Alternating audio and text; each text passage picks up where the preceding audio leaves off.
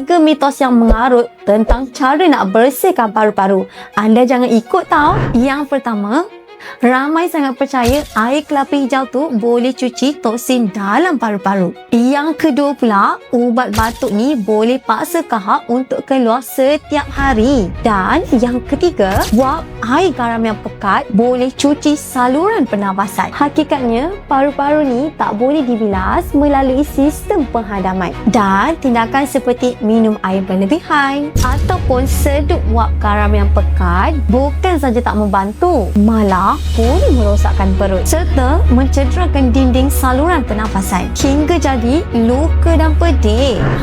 Anda pernah dengar tak mitos yang air kelapa ni? Cuba komen. Kalau anda nak betul-betul sihatkan saluran pernafasan dan kesihatan paru-paru, boleh amalkan herba akar nafas. Nak dapatkan akar nafas, tekan beg kuning sekarang.